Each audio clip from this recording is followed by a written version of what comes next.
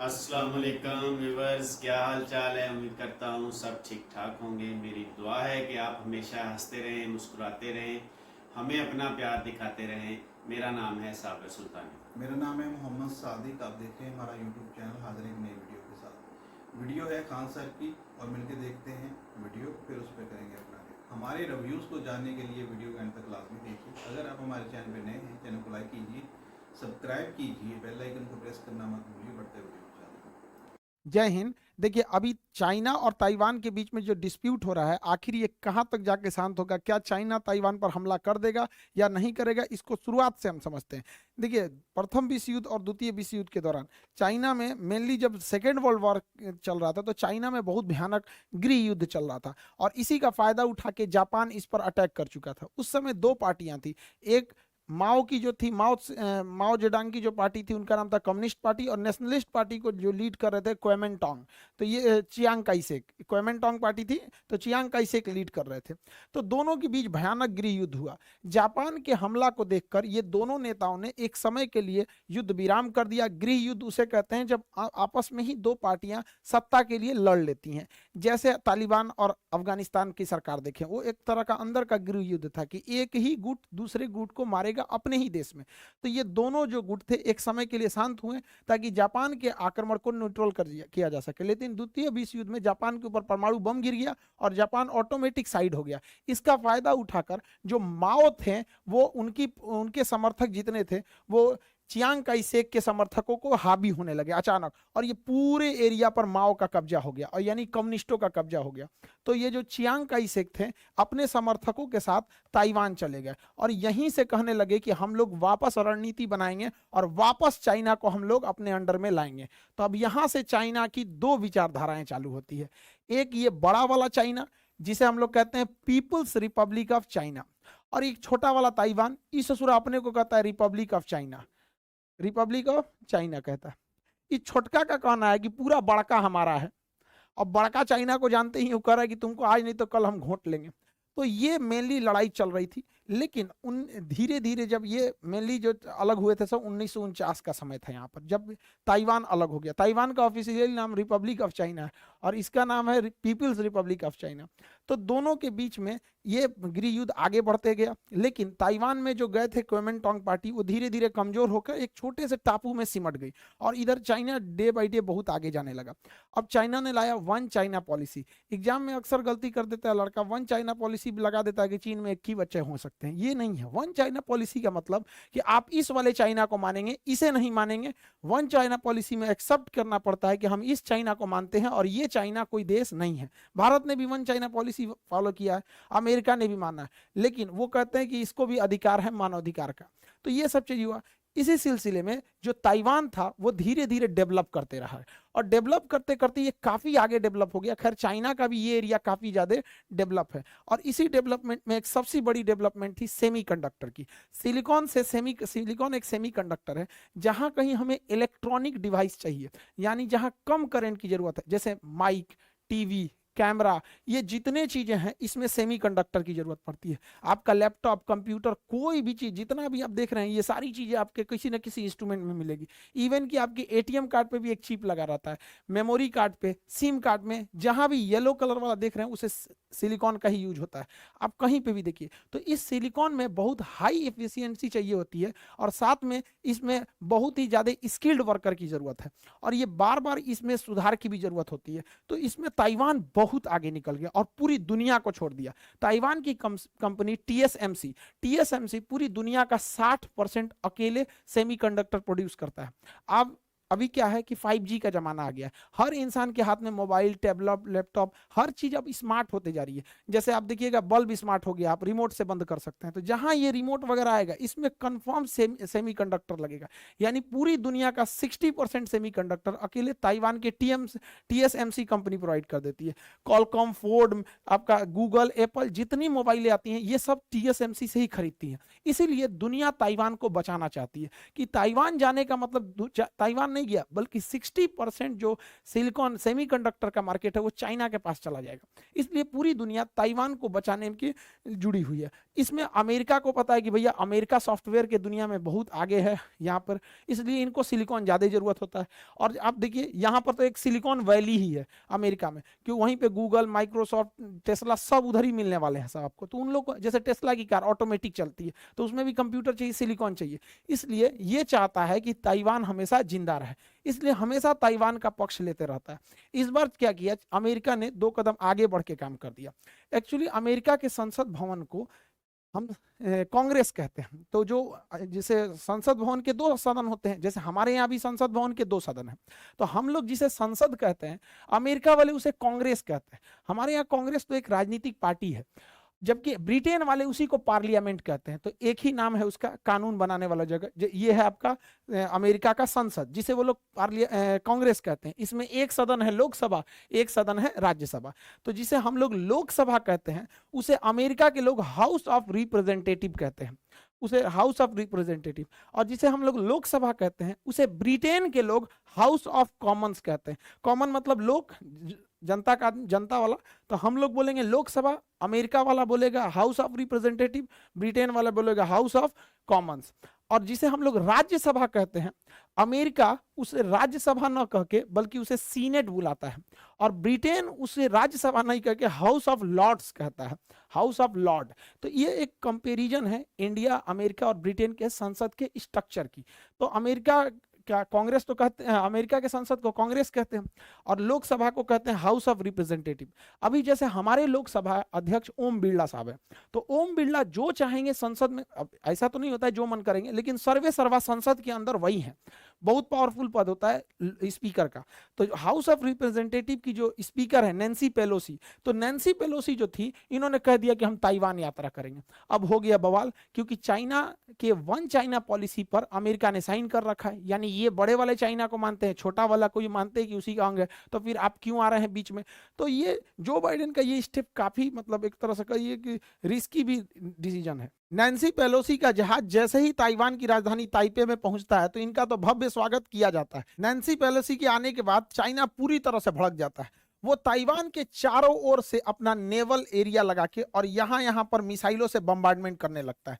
अब जो भी मिसाइल ये मार रहा था, ये डैंगफेंग 5 मिसाइल मार रहा था, जिसे D5 कहा जाता है, DF5 कर रहा है डैंगफेंग। अब सोचिए यहाँ पर इसने टारगेट रखा है और ये मिसाइल पूरी ताइवान के ऊपर से जा रही है। यहाँ के देश के लोगों को कैसा लग रहा होगा। यहाँ का एयर डिफेंस, एयरफोर्स, जो भी स्ट्रेटजिक कमांड है इन लोग के पास, वो पूरी तरह से अलर्ट मोड पे आ जाते होंगे यहाँ पर। और ये जानबूझ के चाइना इसी तरह से हमला कर रहा है ताकि यहाँ की सरकार को, यहाँ की जनता के ऊपर दबाव बनाया जा सके। इवन कि यह जापान और भारत को भी धमकी दे रहा है ये चाइना, और कह रहा है कि युद्ध की ओर ढकेला जा रहा है। अब ये समझना है कि युद्ध होता है तो किसकी सेना कितनी मजबूत है, इसका कंपेरिजन कर लेते हैं। तो देखिए, चाइना के पास जो आर्मी है, पीपल्स लिबरेशन आर्मी, उसके पास 20 लाख एक्टिव सोल्जर्स हैं, लेकिन ताइवान के पास महज 2 लाख एक्टिव सोल्जर हैं। लेकिन एक्टिव सोल्जर के अलावे अगर देखेंगे रिजर्व में, तो चाइना महज 5 लाख सोल्जर को ही रिजर्व में रखा है और ताइवान 15 लाख सोल्जर्स को रिजर्व में रखा है। तो ऐसा मत सोचिए कि चाइना के पास बहुत बड़ी सेना है। चाइना की सीमाएं भी तो बहुत बड़ी हैं। उसका कजाकिस्तान, किर्गिस्तान से विवाद चलता है, उधर वीगर मुसलमानों को लेकर झेल रहा है। भारत से है, नेपाल से, भूटान से, बहुत सारे देशों से टच करता है, ऊपर रूस, मंगोलिया से टच करता है। तो उतनी बड़ी सेना भी चाहिए होती है। ऐसा नहीं कि हाथी ज्यादा खाता है, तो हाथी ज्यादा खाता है तो उसका तो कैलोरी लॉस भी तो होता है, उतना बड़ा शरीर को लेके चलना भी होता है। तो यहाँ पे रिजर्व सेना देख लिए। अगर हम बात करते हैं टैंक की, तो इसके चाइना के पास लगभग 5000 टैंक है, वही ताइवान के पास महज 1200 है। तो एक छोटे से देश के लिए 1200 टैंक बहुत हो जाते हैं यहाँ पर। अब आर्टिलरी गन, चाइना के पास 1734 आर्टिलरी गन है, वही ताइवान के पास 1410। आप देखेंगे आर्टिलरी में दोनों में बहुत का अंतर नहीं है। एक इतना बड़ा देश के पास 1700, इसके पास 1400 यहाँ पे आर्टिलरी गन है। इसके अलावा मल्टी बैरल रॉकेट लॉन्चर, एक साथ जो आर्टिलरी अंधाधुंध फायरिंग के लिए ये जो होते हैं, ये चाइना के पास 4120 है और ताइवान के पास महज 257 है। यहाँ ताइवान पीछे छूट जाता है। हर मामले में आप देखेंगे तो ताइवान से तो आगे ही बैठता है चाइना। बख्तरबंद गाड़ियों के मामले में 35,000 चाइना के पास बख्तरबंद गाड़ियां हैं, वही ताइवान के पास ये संख्या केवल 3471 का है। तो इस मामले में भी ताइवान पीछे रह जाता है। अगर एयरफोर्स को देखते हैं तो जो एयरफोर्स है इसके पास 1200 लड़ाकू जहाजें हैं सब, इसमें उसका खुद का मैन्युफैक्चरिंग भी होता है। और वहीं 288 लड़ाकू जहाज केवल ताइवान के पास है। तो ताइवान की एयरफोर्स थोड़ी सी वीक है, थोड़ी क्या बहुत कंपेरिजन में करेंगे तो वीक हो जाएगी। हेलीकॉप्टर की देखिए, हेलीकॉप्टर की एक खासियत होती है ना, वो किसी भी छोटे बड़े टारगेट को हिट कर सकता है, क्योंकि उसकी स्पीड जो होती है धीरे होती है, साथ में वो एक जगह हवा में रुक सकता है, इस वजह से बहुत एक्यूरेट हमला कर लेता है हेलीकॉप्टर। तो चाइना के पास युद्धक हेलीकॉप्टर 281 है, वहीं महज 91 हेलीकॉप्टर ताइवान के पास है। जबकि ट्रांसपोर्ट देखेंगे, युद्ध के समय ट्रांसपोर्टेशन बहुत मायने रखता है कि टाइम पर किसी भी एमुनेशंस को, दवाइयों को, वहां पे गोला बारूद को, एक्स्ट्रा फौजियों को टाइम पे पहुंचाना बहुत जरूरी है। पता चला एक दिन लेट पहुंचाएंगे तो सारा कहानी बदल जाएगा। तो चाइना के पास ट्रांसपोर्ट एयरक्राफ्ट की 286 की फ्लीट है, वहीं ताइवान के पास महज 19 ट्रांसपोर्ट है। लेकिन ताइवान इतना छोटा है, उसे ट्रांसपोर्ट ही कितना करना रहेगा, उतना तो सड़क से ही कर लेगा। तो ताइवान रखा है सेना अपने हिसाब से और चाइना रखा है अपने हिसाब से। नेवी के मामले में चाइना बहुत सुपीरियर है, उससे 777 नेवी के फ्रिगेट, डिस्ट्रॉयर ये सब है, इनके पास महज 117 ही है ताइवान के पास। और एयरक्राफ्ट कैरियर देखेंगे तो ताइवान के पास तो एयरक्राफ्ट कैरियर ही नहीं है, जबकि चीन अभी हाल में अपना तीसरा एयरक्राफ्ट कैरियर भी शामिल किया, यानी लड़ने के लिए इनके पास 2 एयरक्राफ्ट कैरियर हैं सब चाइना के पास। सबमरीन, चाइना की नेवी की सबसे बड़ी रीढ़ मानी जाती है सबमरीन, इसे साइलेंट किलर भी कहा जाता है, पानी के नीचे रहती है। ताइवान के पास महज 4 है और पूरी दुनिया में सबसे ज्यादा सबमरीन रखने वाला यही है, चाइना है। 79 सबमरीन है इसके पास, ये चाइना की सबसे बड़ी बैकबोन है वहां पे। लेकिन समझिए, चाइना के साथ एक ड्रॉबैक भी है। चाइना एक विशाल देश है और उसको ताइवान तक आने के लिए उसे उसकी जो बड़ी भारी भरकम सेना है वो काम नहीं आ पाएगी, समुद्रवा हेल के थोड़े आएगी। तो यहाँ से वो हेलीकॉप्टर के रास्ते भेज सकता है, एयरफोर्स के ट्रांसपोर्ट के रास्ते सैनिक उतार सकता है, नहीं तो नेवी है और ये एम्फीबियन एयरक्राफ्ट है। एम्फीबियन टैंक जो होते हैं वो पानी में भी चल सकते हैं। तो यहाँ पर चाइना ने एम्फीबियन टैंक्स को अपने एकदम बॉर्डर के पास क्लोज यहाँ पे लगा रखा है और चाइना ने यहाँ से मिसाइलें भी मार रहा है। उसने तो 5 मिसाइल जापान के एरिया में भी दाग दिया है वहां पर, ताकि जापान को भी वो इनडायरेक्टली कह रहा है कि तुम भी समझ जाओ, ज्यादा उड़ना नहीं। देखिए चाइना के साथ दिक्कत क्या आने वाला है, इतना बड़ा देश है, इतना बड़ा देश में उसको यहां से अगर आर्मी को यहां ले आना है तो बहुत बड़ा हरकुलियस टास्क हो जाता है उसके पास, चाइना के लिए यहाँ पे। और ताइवान पे हमला करने के लिए उसे जब सहारा लेना पड़ेगा हेलीकॉप्टर और एम्फीबियन टैंक का, तो अमेरिका इसमें बखूबी इस हथियार को यूज कर चुका है यूक्रेन की लड़ाई में। यूक्रेन की लड़ाई में रूस के टैंक और रूस के हेलीकॉप्टर मतलब बहुत काम आ ही नहीं पाए, क्योंकि टैंकों को मारने के लिए, ये टैंकों को मारने के लिए और ये हेलीकॉप्टर को मारने के लिए एक सिंगल मतलब एक इंसान के चलाने वाला हथियार है, मैनपैड होता है। देखिए हेलीकॉप्टर के लिए ये मैनपैड दुश्मन बन जाता है।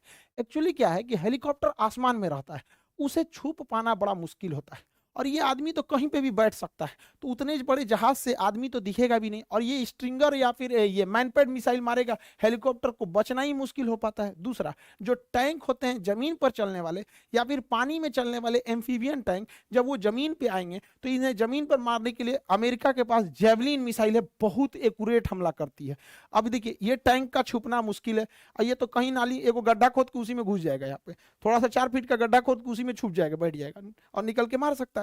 तो अमेरिका को तत्काल जिस तरह यूक्रेन को पहुंचाया, ससुरा लेट से पहुंचाया, लेकिन ताइवान के पास प्रॉपर मात्रा में मैनपैड होने चाहिए और जेवलिन मिसाइल होनी चाहिए, क्योंकि जब वो आएंगे तो इसी तरह से आएंगे। और रही बात एयरफोर्स की, तो एयरफोर्स बड़े टारगेट को हिट करती है, छोटे टारगेट को नहीं हिट कर पाती है। तो एयरफोर्स इन लोग को देख भी नहीं पाएगी, क्योंकि इनकी स्पीड भी बहुत तेज होती है और ना ही ये लोग उसको मार पाएंगे।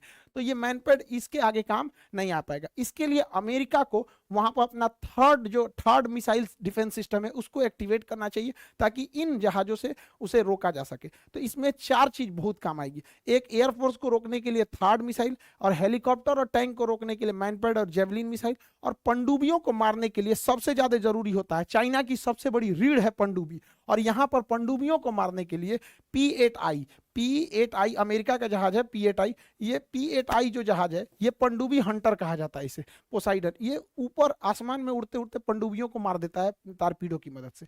तो ये क्वाड देशों को एक साथ आना चाहिए और अनप्लान्ड तरीके से जो बाइडेन डिसीजन ले लेते हैं वैसे नहीं होना चाहिए, बल्कि क्वाड देशों को एक साथ प्रॉपर डेलीगेशन रहना चाहिए कि हाँ भाई इस बार अमेरिका भेजा है तो अगली बार जापान भेजे, 1 महीना बाद भारत भेजे, 2 महीना बाद ऑस्ट्रेलिया भेजे। तो धीरे धीरे अचानक से ये कर दिया गया है तो थोड़ा सा असमंजस की स्थिति में फंस गया है कोई भी व्यक्ति। अब ध्यान से समझिए, अगर हम लोग चाइना को फ्री फंड छोड़ देंगे तो ताइवान को कब्जा लेगा। ताइवान को कब्जाने के बाद चाइना के लिए हर चीज से टेंशन फ्री हो जाएगा। उसके पास सिलिकॉन आ जाएगा, जब चाहे तो सेमीकंडक्टर का प्रोडक्शन रोकेगा। पूरी दुनिया में कैमरा, मोबाइल, टेलीफोन, हर चीज महंगी हो जाएगी जो भी सिलिकॉन से जुड़ी है। तो पहला तो एक ये लॉस होगा। दूसरा, भारत के लिए दिक्कत हो जाएगा कि वो फ्री हो जाएगा तो ससुरा फिर भारत पे कंप्लीटली भिड़ेगा। इसके लिए भारत को चाइना का थोड़ा सबक सिखाना चाहिए। तुम वहां युद्ध अभ्यास कर रहे हो और यहाँ पे जब युद्ध अभ्यास होता है तो उस एरिया में कोई नहीं जाता है। तो भारत सरकार को भी यहाँ पे अंडमान निकोबार का ये मलक्का जल संधि बंद करेगा ना, ये जैसे मलक्का बंद किया यहाँ युद्ध अभ्यास करके, तो चाइनीज जहाजों को इस साइड से निकलना पड़ेगा। और ये रास्ता इतना दुर्गम में पड़ता है और यहाँ पे क्रॉस करना बहुत मुश्किल हो जाता है।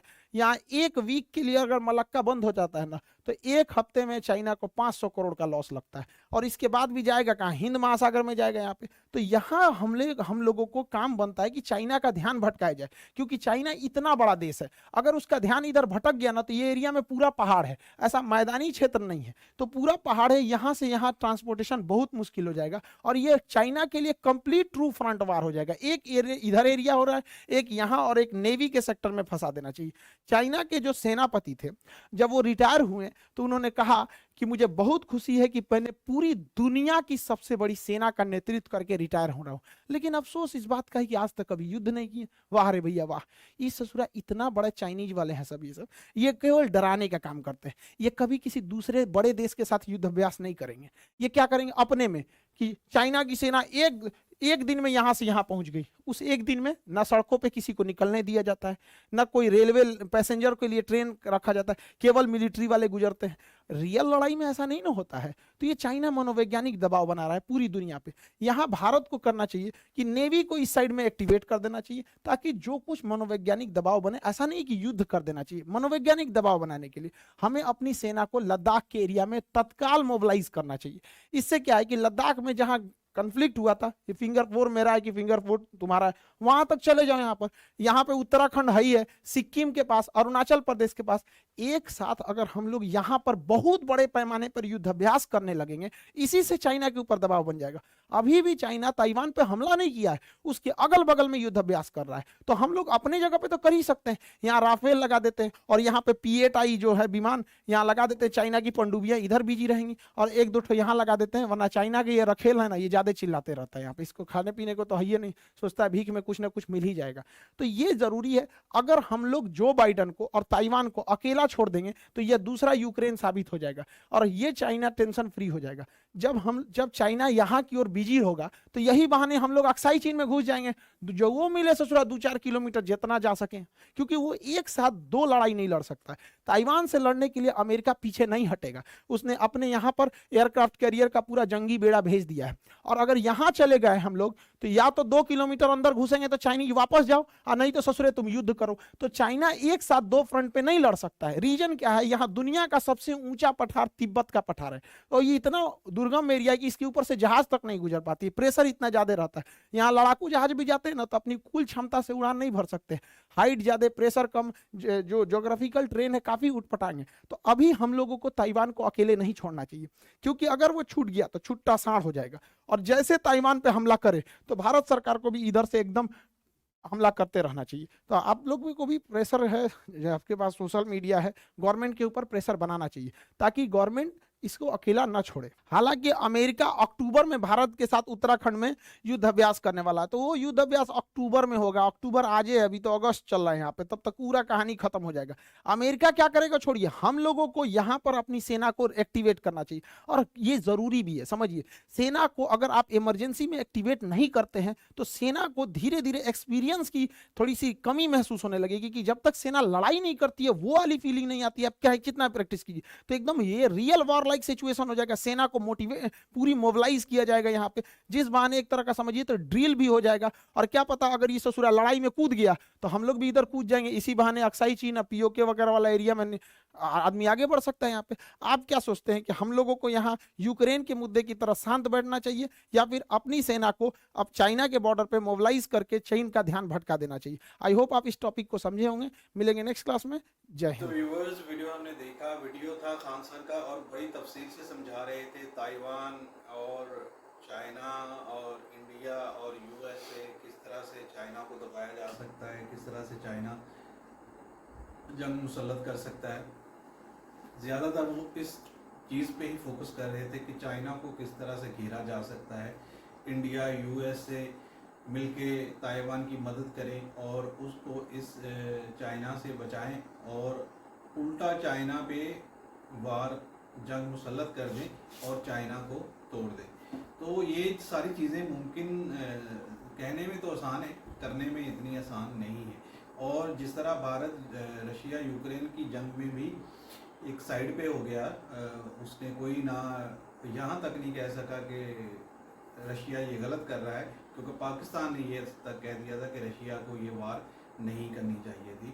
हालांकि पाकिस्तान का और भारत का रशिया से जो तल्लुकात है, पाकिस्तान अभी नए नए तल्लुकात बना रहा है, भारत के बहुत पहले से उसके साथ तल्लुकात चल रहे हैं। तो भारत कभी भी इस जंग में नहीं कूदेगा। दूसरी रही बात, जो बंदा ये जिस मुल्क ये जंग करवा रहा है अमेरिका, वो भी इसमें नहीं कूदेगा। जब तक ताइवान का पत्ता साफ नहीं हो चुका होगा तब तक वो अपनी पहले कोई 2-4 बार ऐलान करेगा चाइना के खिलाफ, तीसरी चौथी दफ़ा कुछ हथियार किसी तरीके से भिजवाएगा और चौथी बार बाहर खड़ा मातम देख रहा होगा, जिस तरह उसने यूक्रेन के साथ किया है। और हमेशा से पाकिस्तान और भारत को भी लड़ा के अमेरिका बाहर खड़ा तमाशा ही देखता रहा है, वो कभी भी किसी की जंग में कूदा नहीं है और सिर्फ वो लड़वाने का काम करता है। वो एक मोहल्ले में होती हैं लड़ाइयाँ कराने वाली मौसी, वो दोनों साइडों पे आग लगा के और खुद साइड से निकल जाती है और उनको पता भी नहीं चलता कि हम लड़ क्यों रहे हैं और उसकी वजह क्या बनी है। यही वजह है कि यहाँ भी उसने रशिया और यूक्रेन को वार में उलझा दिया और यहाँ ताइवान और चाइना को उलझाने वाला है। हालांकि देखने में ये आ रहा था कि चाइना जो है वो ताइवान के साथ उसका एक अलग से मामला, वो समझता है कि ये मेरा ही पार्ट है, उस पर किसी को इस तरह, लेकिन उसने ऐसा काम कर दिया कि अब दोनों एक दूसरे के लिए जंग के बारे में सोच रहे हैं और बहुत, अगर ये जंग हो जाती है तो दुनिया के लिए बहुत परेशानियां खड़ी होने वाली हैं। अगर इस जंग को रोका जाता है तो फिर मेरे ख्याल में इस जंग को रोकना चाहिए। जंग मसले का हल नहीं है, बातचीत से चीज़ों को सुलझाना चाहिए। अगर चाइना को घेरे में लेने की कोशिश करते हैं ये सारे ममालिक, अगर हकीकत में ऐसा है तो फिर चाइना भी अपनी ताकत का मुजाहिरा करेगा और चाइना भी खित्ते में अकेला नहीं है। फिर जो रशिया के जो गीत गाते हैं आप लोग, वो सबसे बड़ा चाइना का पार्टनर है और खित्ते में रशिया और चाइना अगर दो ऐसी ताकतें वो मिल जाती हैं तो फिर उनके मुकाबले में कोई भी नहीं आ सकता। और उनकी बैकबोन के अगर पाकिस्तान खड़ा है तो पाकिस्तान का तो फिर आप सब लोगों को पता ही है कि पाकिस्तानी जंग में कितने माहिर हैं और जंग के लिए किस तरह पाकिस्तानी जाते हैं और किस तरह से उनके बलबला अंगेज़ी होती है जंग के बारे में। तो पाकिस्तान, चाइना, रशिया, ईरान और ये सब अगर एक साथ हैं और भारत, अमेरिका और ताइवान अगर ये मिल जाते हैं, और मेरा नहीं ख्याल कि भारत ऐसा कभी करेगा और इस जंग को बढ़ावा देने की कोशिश करेगा। बिल्कुल जी, देखना चाहिए कि मैं तो पहले भी एक वीडियो में कहा था कि अमेरिका सिर्फ और सिर्फ चाइना को बिजी करना चाहता है, इन्वॉल्व करना चाहता है कि किसी ना किसी तरीके से वो अपने, देखें चाइना और ताइवान का जो सिलसिला है वो उनका एक ही मुल्क जैसा है। ताइवान भी समझता है कि वो हमारा ही पार्ट है और चाइना समझता है कि ताइवान हमारा ही पार्ट है, हमारा ही हिस्सा है। तो अब चीज़ ये है कि जो अमेरिका है वो इस चीज़ से फ़ायदा उठाता है। अब चीज़ देखें कि जैसे अब पाकिस्तान और हिंदुस्तान का कश्मीर के ऊपर मसला चल रहा है, वो कहता है हमारा पार्ट है, वो कहता है हमारा पार्ट है, और इससे फ़ायदा कौन उठाता है? अमेरिका। और इस चीज़ के ऊपर लेकर उसने 4 जंगें भी हमें एक दूसरे के साथ लड़वाई हैं और उसके बाद भी अब मसला यूँ का तू है। तो यही चाहता है कि अमेरिका अब वो जो चीज़ है जहाँ पे वो दुखती रह गया उसके ऊपर वो हाथ रखता है कि यहाँ पे जो है ना ये इन्वॉल्व हो सकते हैं, और वो इसमें किसी काफ़ी हद तक कामयाब भी हो चुका है। और वो आप देखें कि अब उन्होंने सारे के सारे जो चाइना की सेना है वो सारी एक्टिव हो चुकी है और वो चाहते हैं कि बस अब हमने इसको कब्जा लेना है। और ये भी फिक्र है कि आप देखेंगे ताइवान के अंदर जो इकॉनमी है दुनिया की, उसके अंदर ताइवान का बहुत बड़ा हाथ है, ताइवान का भी, जापान का भी, और ये बहुत नज़दीकी है दोनों ममालिक जो हैं। तो इस चीज़ के ऊपर भी देखना चाहिए। और अब ये भी फिक्र है कि अब देखें कि चाइना अगर ताइवान को अपना हिस्सा बना लेता है, वहाँ पे कब्जा कर लेता है, तो फिर वो ये सारी चीज़ें, वो सारी स्ट्रेटजी चेंज हो जाएगी, वो चाइना के अंदर चली जाएगी। तो अब इंडिया और पाकिस्तान को भी यहाँ पे देखना चाहिए। देखिए हर मुल्क को अपने मफादात को देखना चाहिए। अब चाइना और वो ताइवान जंग लड़ रहे हैं तो उनकी अपनी जंग है, हमें उनमें इन्वॉल्व नहीं होना चाहिए। हमें देखना चाहिए कि हमारे मुल्क का कहाँ पे फ़ायदा है और हमें किस चीज़ में फ़ायदा नज़र आता है। अब देखिए पहले हम यूरोपियन मंडियों की तरफ थे, अगर हम आने वाला वक्त जो है वो इस तरफ चेंज हो रहा है। अमेरिका जो है वो अपनी आखिरी सांसें ले रहा है एज ए सुपर पावर। अब उसके पास सुपर पावर की जो ताकत है वो आहिस्ता आहिस्ता कम होती जा रही है, उसकी जो गिरफ्त है वो अब लूज होती जा रही है। अब ये चीज़ें, इन चीज़ों से फ़ायदा उठाना चाहिए। हमें किसी की जंग में भी किसी का भी हिस्सा नहीं बनना चाहिए।